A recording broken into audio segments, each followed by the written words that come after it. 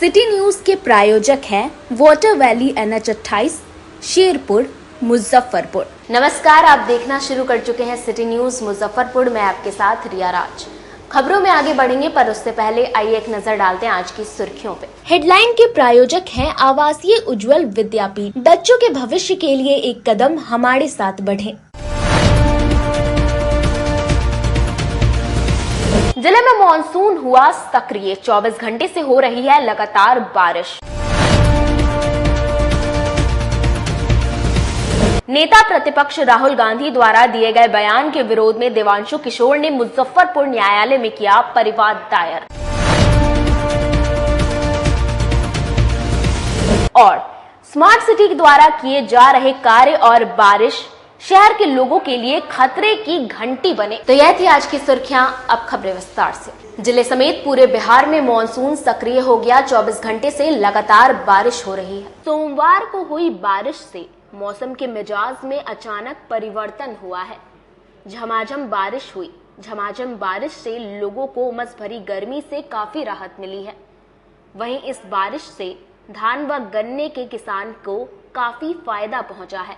किसान जो बारिश के लिए विगत एक सप्ताह से तरस रहे थे, इस बारिश से किसानों को काफी राहत मिली है।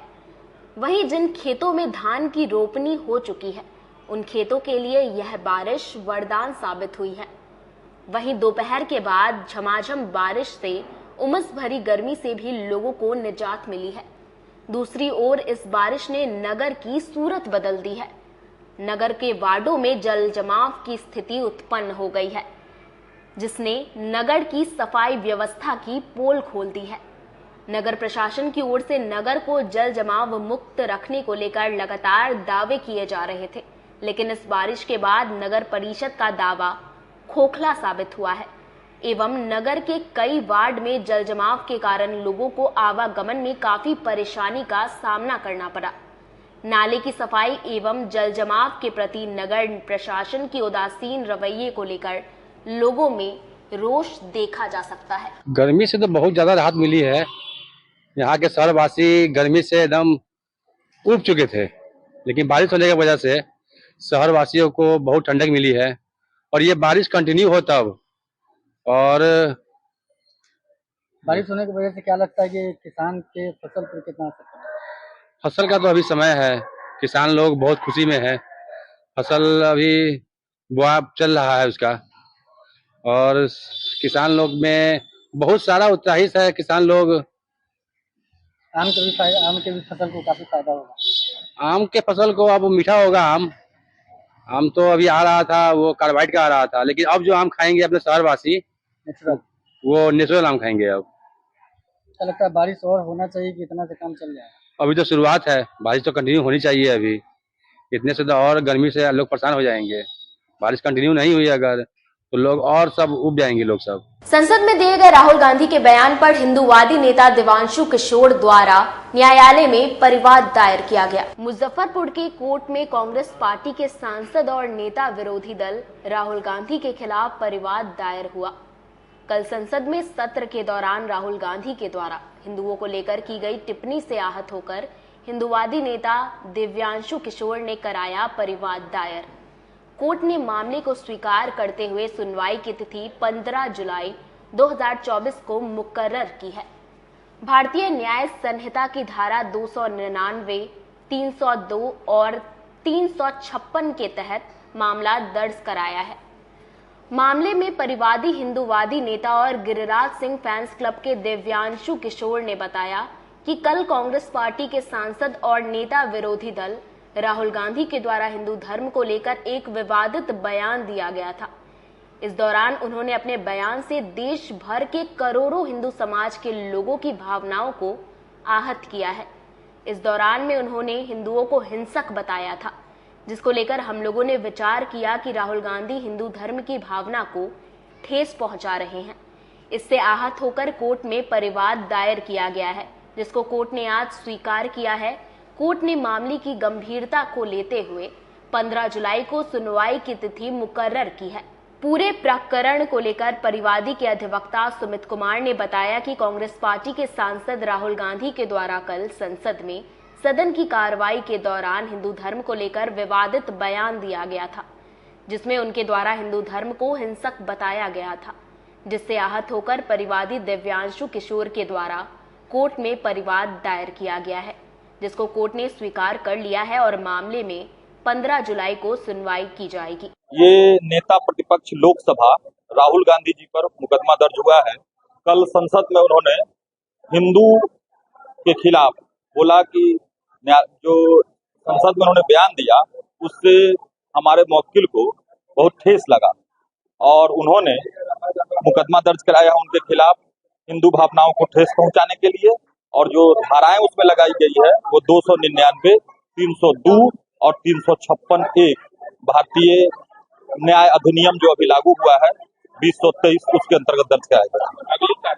अगली तारीख इसमें 15/7 की निर्धारित की गई है और इसके जो मुद्दई हैं वो मुद्दई देवांशु किशोर जी ने मुकदमा दर्ज कराया है। और कल वो संसद की कार्रवाई को जब देख रहे थे तो प्रतिपक्ष के नेता द्वारा संसद ऐसे पवित्र स्थान पर हिंदू के बारे में जो अपमानजनक टिप्पणी की गई और कहा गया कि जो लोग हिंदू हैं वो 24 घंटे नफरत, हिंसा और असत्य है, ऐसा बयान उन्होंने दिया था, जिससे उनको काफी ठोस लगा। और पूरे भारत के सभी हिंदू जो भी हिंदू धर्मावलंबी है उनको उनके इस बयान से काफी आघात लगा है, क्षोभ लगा है और हिंदू को उन्होंने बहुत अपमानित करने का जो ये अपराध किया है उस अपराध के लिए परिवाद दायर किया गया है ताकि उनको उचित दंड मिल सके और उनके विरुद्ध मुकदमा चले। मुजफ्फरपुर सीजेएम कोर्ट में मंगलवार को सीतामढ़ी के सांसद दिवेश चंद्र ठाकुर के खिलाफ सुनवाई हुई। मुजफ्फरपुर सीजेएम कोर्ट में मंगलवार को सीतामढ़ी के सांसद दिवेश चंद्र ठाकुर के खिलाफ सुनवाई हुई। कोर्ट ने मामले की सुनवाई की अगली तारीख 11 जुलाई 2024 को मुकर्रर की है। बता दें कि सीतामढ़ी के सांसद अपने उस बयान को लेकर कानूनी पचड़ा में घिर गए हैं, जिसमें उन्होंने यादव, मुसलमान और कुशवाहा का काम नहीं करने की बात कही थी। इसी से आहत होकर सामाजिक कार्यकर्ता दिलीप कुशवाहा ने मुजफ्फरपुर के सीजेएम कोर्ट में परिवाद दायर किया था। दर्ज मुकदमे में दिलीप कुमार कुशवाहा ने आरोप लगाया कि यादव, मुस्लिम और कुशवाहा पर बयान देकर दिवेश चंद्र ठाकुर द्वारा समाज में अस्थिरता फैलाने का काम किया है। इस बयान से लाखों लोगों को मानसिक ठेस पहुंचा है। दिलीप कुशवाहा ने बताया कि सीतामढ़ी के सांसद दिवेश चंद्र ठाकुर निर्वाचित होने के बाद सीतामढ़ी के परिहार और डुमरा में खुले मंच से अपना वक्तव्य दिया। इसमें कहा कि सांसद चुनने के बाद जनप्रतिनिधि अपने क्षेत्र के साथ पूरे देश का प्रतिनिधित्व करता है, लेकिन उन्होंने कहा कि जिन यादव, मुसलमान और कुशवाहा को काम पड़ेगा वो लालू यादव के पास जाएंगे। उनके इस वक्तव्य को सुनने के बाद परिवादी, गवाह और लाखों लोग को ठेस पहुंचा है। राहुल गांधी जी भारतीय लोकतंत्र के मंदिर में जो हिंदू के खिलाफ जो बोल रहे थे, पूरे देश का हिंदू समाज मर्माहत कल हुआ राहुल गांधी के बयान से। क्या किया उसके बाद हम लोग ने गिरिराज सिंह फैसल सभी सदस्यों ने मीटिंग करके निर्णय लिया कि राहुल गांधी पर अविलंब मुकदमा किया जाए। आज मुजफ्फरपुर न्यायालय में मुकदमा दर्ज किया गया है, जिसका डेट 15/7 को सुनवाई किया जाएगा। क्या कुछ बयान उन्होंने बयान दिया था हिंदू हिंसा 24 घंटा हिंसा नफरत असत्य। अब पूरा हिंदू समाज मर्माहत, पूरा देश का हिंदू समाज मर्माहत है। इनको जवाब देना पड़ेगा राहुल गांधी को। क्या पर्चे हुआ? देवांशु किशोर, संरक्षक, गिरिराज सिंह फैंस क्लब, मुजफ्फरपुर बिहार। देखिए, बीते कुछ दिन पहले सीतामढ़ी निवर्तमान सांसद माननीय श्री देवेश चंद्र ठाकुर जी के द्वारा जो बयान जाति सूचक बयान दिया गया था, उसके लेकर के 20 तारीख को जो हमें 20 जून को परिवाद दायर मुजफ्फरपुर न्यायालय में किए थे। आज न्यायालय में यानी कि जो तिथि निर्धारित हुई थी सुनवाई के लिए, तो उसको यानी कि न्यायालय में आज पुनः फिर से अगली तारीख जो है तो 11/7/2024 को निर्धारित की गई है और अगली डेट पर सुनवाई होगी। दिलीप कुशवाहा सामाजिक कार्यकर्ता। नेता प्रतिपक्ष राहुल गांधी का बयान तोड़ मरोड़ कर पेश किया गया। इस पर कांग्रेस जिलाध्यक्ष ने तीखी प्रतिक्रिया दी है। और जो लोग अपने आप को हिंदू कहते हैं वो 24 घंटा हिंसा हिंसा हिंसा, नफरत नफरत नफरत, असत्य सत्य असत्य।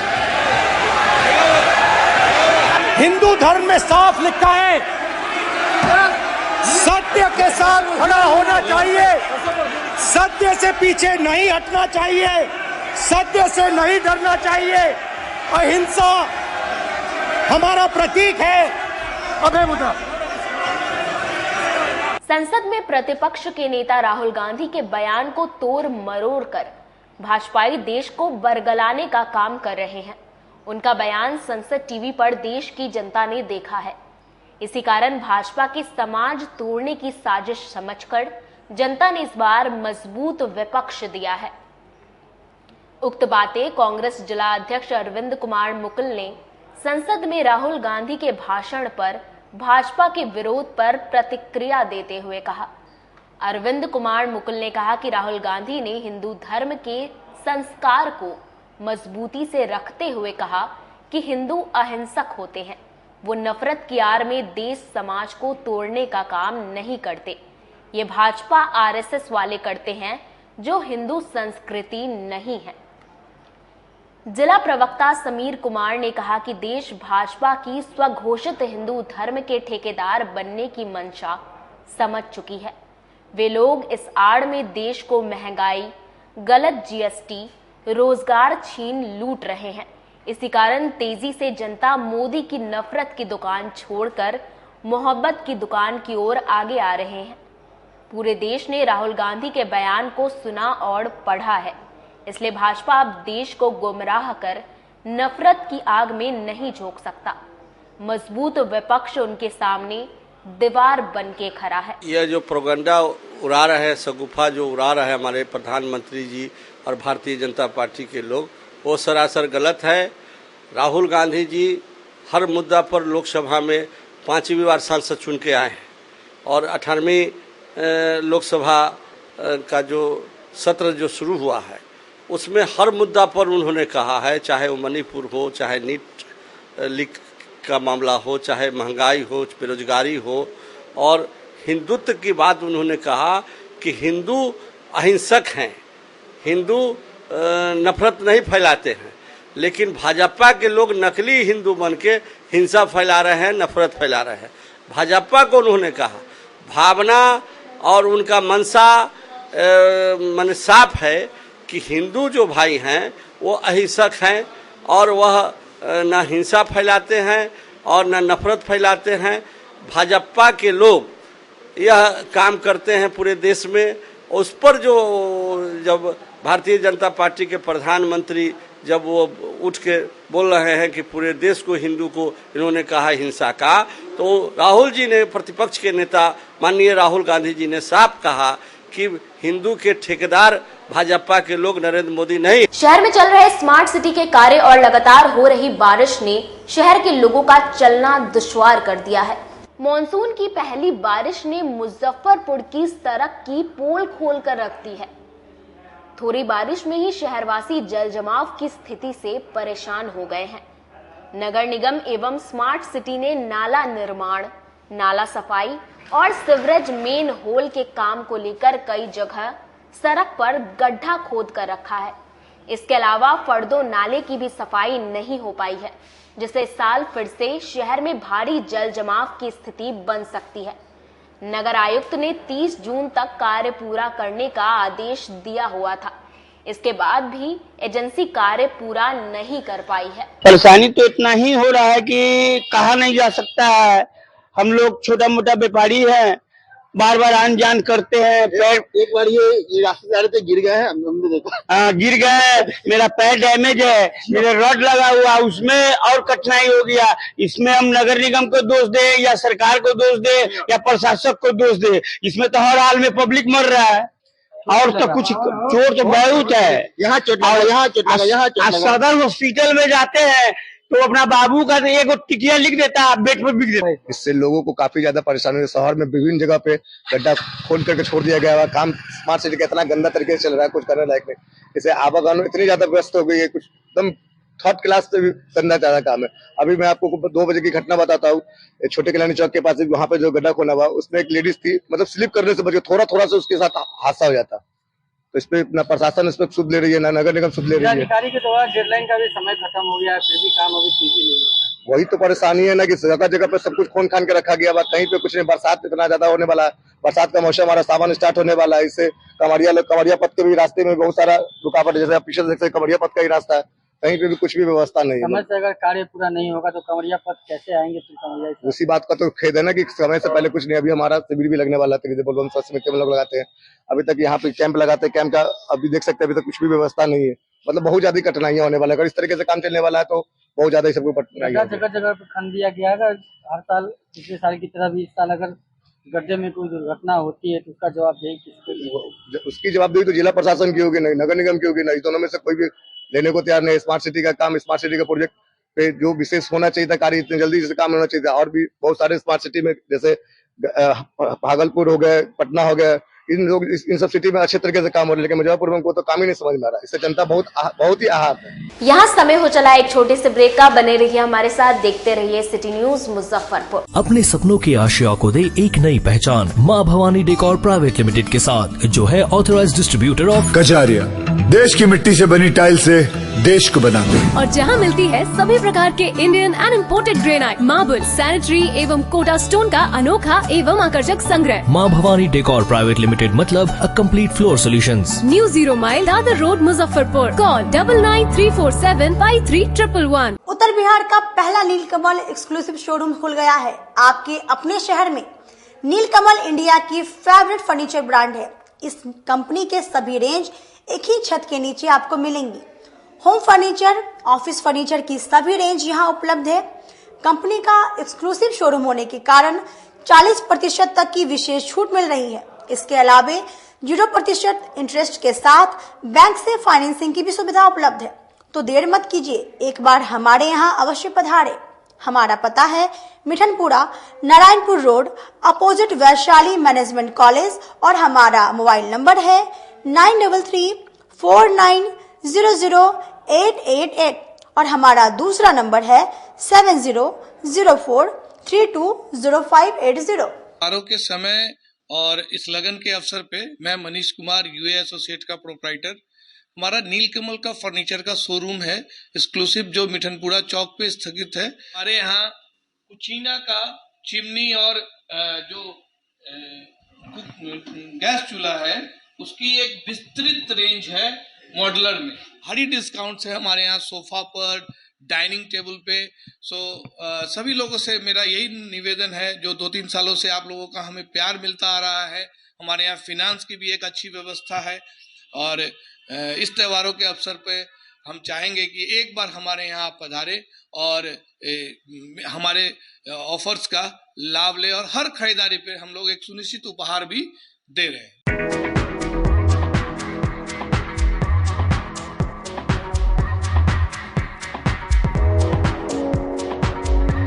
गर्मी में अपने पूरे परिवार के साथ मस्ती करना चाहते हैं तो चले आइए वाटर वैली में, जो कि कच्ची पक्की चौक से 2 किलोमीटर दूर शेखपुर NH के समीप स्थित है।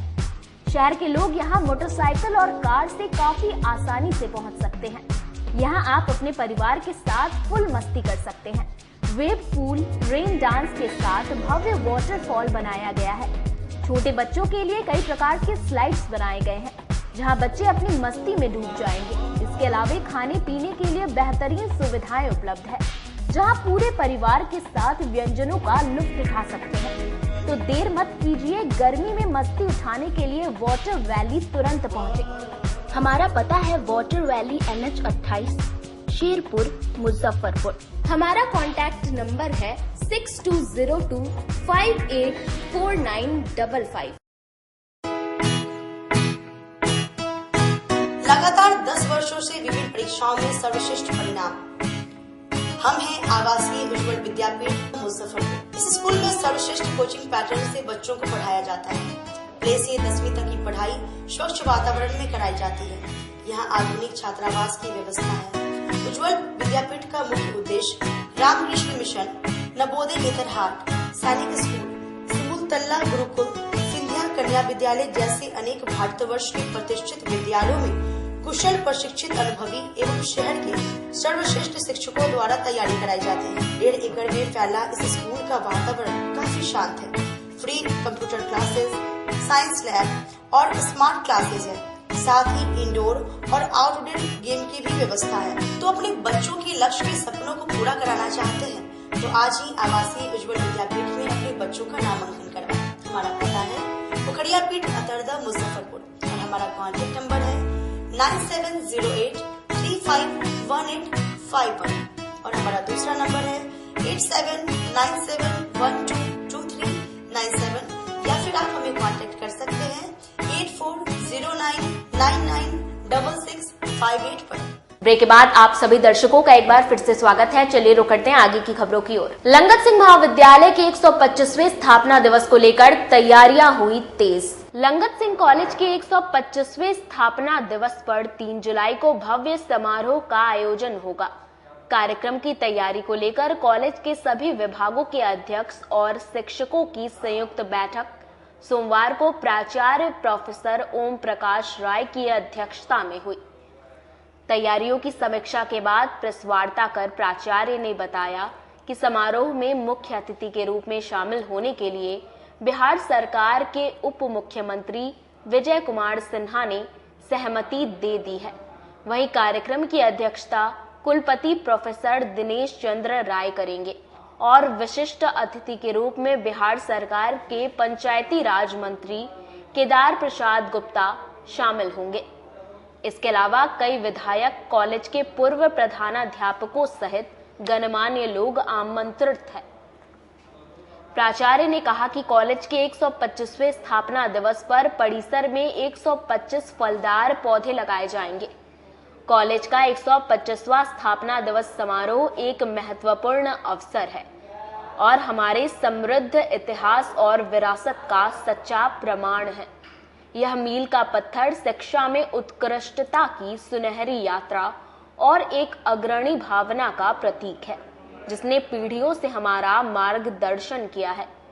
प्रोफेसर राय ने कहा कि बिहार सरकार के सहयोग से कॉलेज में करोड़ों रुपए की परियोजनाएं चल रही है, जिसके पूरा होने पर अगले कुछ महीनों में कॉलेज का इंफ्रास्ट्रक्चर उच्च श्रेणी का हो जाएगा। अब पूरा फोकस शैक्षणिक गुणवत्ता सुनिश्चित करने पर है। 125वां स्थापना दिवस के तैयारी समिति की बैठक हुई है। उसी में सारे आयोजन समिति के सदस्य, कॉलेज के महाविद्यालय के शिक्षक बंधु आए हैं, पधारे हैं। हम लोग इसमें एक कार्य योजना बनाए हैं जो किस प्रकार से ये आयोजन सफल हो, इसमें आप लोगों का भी सहयोग, मीडिया का भी मिलते रहा। हम लोग सोचे हैं इस बार जो बच्चे फर्स्ट किए हैं विभिन्न फैकल्टी में, चाहे मेरे पूरे देश भर के कंपटीशन में जो टॉप किए हैं, उन लोगों को सम्मानित करने की योजना है। और कॉलेज का 1 साल का क्या अगले साल का योजना होगा, उस पर हम लोग एक वृत्त चित्र के द्वारा बताने का प्रयास करेंगे। और अभी जो कॉलेज में नया जो बिहार सरकार के आधारभूत संरचना के सहयोग से जो प्रोजेक्ट चल रहा, अभी सड़क बन के तैयार हुआ है, बाउंड्री वाल हुआ, 10 स्मार्ट क्लासरूम और एक ऑडिटोरियम बन रहा है। तो इस सब के बारे में भी लोग जानेंगे, आएंगे, पूरे कैंपस में घूमेंगे। Eco friendly, green and clean campus में, स्ट्रेस फ्री कैंपस में लोग आएंगे और इसको पर्व के रूप में मनाएंगे। इसमें विजय सिन्हा साहब उप मुख्यमंत्री महोदय अपनी सहमति दिए हैं, माननीय मंत्री पंचायती राज, और यहाँ के जो एमपी लोग को तो वहाँ लोकसभा के चलते लगता है जो उस दिन पहुँच नहीं पाएंगे। यहाँ के लोकल एमएलए एमएलसी लोगों को भी अनुरोध किया जाएगा, आमंत्रण पत्र जाएगा। हम सब मिलकर संकल्पित हैं, गरीब बच्चे जो यहाँ पढ़ने आए हैं, इस बार एलुमनाई एसोसिएशन वाले के जो सदस्य हैं वो लोग कुछ डोनेट किए हैं। हम चाहते हैं जो गरीब बच्चे यहाँ आते हैं, जिनको पढ़ने में, किताब के लिए या आने जाने में कुछ असुविधा हो, उन लोगों को हम लोग स्कॉलरशिप के रूप में भी कुछ सहयोग कर सकें, हम लोगों की मंशा है। तो हम सब मिलकर चाह रहे हैं कि 125वां साल पूरे साल मनाया जाए और कॉलेज में जो विभिन्न क्षेत्र के बड़े वैज्ञानिक हैं, बड़े साहित्यकार हैं, बड़े हिस्टोरियन हैं, सब लोगों को बुला के बच्चे को जब बताएं कि देश में पूरे क्या हो रहा है अभी शिक्षा के क्षेत्र में, जो बदलते हुए जो 2020 अभी जो चला है उसमें किस ढंग से हम लोग को शिक्षा के क्षेत्र में आमूलचूल परिवर्तन करने की, न्यू एजुकेशन पॉलिसी में क्या करने की जरूरत है। बीते दिन सदर थाना क्षेत्र में पत्रकार से हुई मारपीट, शराब माफिया पर लगाया आरोप। मुजफ्फरपुर जिले में इन दिनों लगातार पत्रकार पर हमला हो रहा है। बीते दिन रफ्तार मीडिया की रिपोर्टर दीपक कुमार पटेल और उनके बच्चे पर शराब माफिया व उनके 2 दर्जन समर्थक ने किया जानलेवा हमला और घायल अवस्था में किया लूटपाट। मामला मुशहरी प्रखंड सदर थाना क्षेत्र के शेरपुर पंचायत की है। आश्चर्य की बात है कि प्रशासन अभी तक घटना स्थल पर पहुंचकर छानबीन तक नहीं किया और एफआईआर हो गया। स्वास्थ्य जांच हेतु सदर अस्पताल पहुंचे हैं पत्रकार व उनके बच्चे। बड़ी दुख के साथ कहना पड़ रहा है कि अभी जिले का पत्रकार भी सुरक्षित नहीं है। बीते दिन शिवशंकर झा के पर जो निर्मम हत्या कर दिया गया वो आप लोग से छिपा नहीं है। और हम रफ्तार मीडिया टीवी चैनल के दीपक कुमार पटेल हैं, जो बीते दिन 28 तारीख के 7:30 और 8 के बीच में हम पर हमारे बच्चे पर जानलेवा हमला किया। जानलेवा हमला करने वाला और कोई नहीं, हमारे ही गांव के शराब माफिया, जो पेशे से शराब बेचता है और अभी भी बेचता है। कई मामलों में वो जेल जा चुका है, खास करके शराब के मामले में भी वह और उसके पिताजी जेल जा चुके हैं। कहीं न कहीं खबर संकलन करने के दौरान कहीं न कहीं उन लोग को बुरा लगा, जिसके कारण से हमारे बच्चे को षड्यंत्र के तहत फंसाकर हमें वहाँ बुलाकर हमारे साथ मारपीट किया गया और हमारे बच्चे के साथ भी मारपीट किया गया, जिसमें जो हमारा लड़का है और एक भगना है जो पटना से आया था उसके साथ भी मारपीट किया गया। उसके बाद 112 को मैंने कॉल लगाया। 112 कहा कि हम आपसे संपर्क करते हैं इसी नंबर पर, लेकिन दुख के साथ कहना पड़ रहा है कि आज तक 112 दोबारा हमसे संपर्क नहीं किया। थाने में उसी दिन हम रात में यहाँ सदर अस्पताल आकर इमरजेंसी में जांच अपना इलाज करवाए, हम अपने बड़े बच्चे का इलाज करवाए। उसके बाद यहाँ से थाने पर गए, थाने पर आवेदन दिए। एफआईआर तो उसके कल होकर हुआ, प्रेशर से काफ़ी बकझक होने के बाद थाना प्रभारी का जो व्यवहार था वहाँ का वो मैंने देखा। काफ़ी हमको ये दुख लगा कि किस तरह से, जबकि हम लोग हमेशा आपातकाल में दूसरे के सेवा के लिए चले जाते हैं और निस्वार्थ भाव से सेवा करते हैं, लेकिन जब हम पर ये घटना घटी है, जब हम थाने पर पहुंचे वहाँ थाना प्रभारी का जो व्यवहार देखे वो आश्चर्य से पड़े था। काफ़ी बकझक हुआ, लेकिन कल होके तो एफआईआर तो हो गया, लेकिन एफआईआर हुआ तो थाने पर बैठकर ही एफआईआर कर दिया गया। एक बार भी घटना स्थल पर वो पहुंचा नहीं कि घटना स्थल पर आखिर क्या हुआ नहीं हुआ है, अभी तक नहीं पहुंचा। ये जांच का विषय है और काफ़ी ये घोर निंदनीय है कि किस तरह से आज पत्रकार के साथ हो रहा है। क्या पत्रकार की हत्या का इंतजार किया जा रहा है?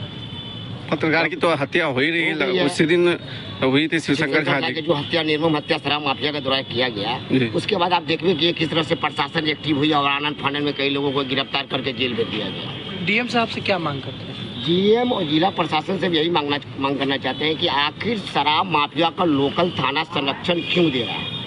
अगर संरक्षण दे रहा है तो प्रशासन क्यों आंख बंद कर बैठी हुई है? क्या प्रशासन अब मेरा और मेरे परिवार की हत्या का इंतजार कर रहा है, जो आज तक अभी तक प्रशासन घटनास्थल पर पहुंचा भी नहीं है और एफआईआर भी हो गया? यह भी जांच का विषय है, किस तरह का एफआईआर हुआ है ये तो आज तक मैंने भी नहीं देखा है। क्या नाम? जब जिला प्रशासन आपकी पत्रकार की समस्या का एक समाधान नहीं कर सके तो आम जनमानस का क्या हाल होता है? यही तो आश्चर्य का विषय है कि जब पत्रकार की समस्या का निदान नहीं होगा, पत्रकार पर आए दिन हमला होगा। और आप जैसे कि जानते हैं कि आज पत्रकार पर हमला होने का मुख्य कारण यही है कि भ्रष्ट प्रशासन, शराब माफिया, भू माफिया प्लस। खबरों का सिलसिला यही होता है समाप्त। अब मुझे और मेरी पूरी न्यूज टीम को दीजिए इजाजत। कल फिर मिलेंगे आपसे शहर की तमाम खबरों के साथ। नमस्कार।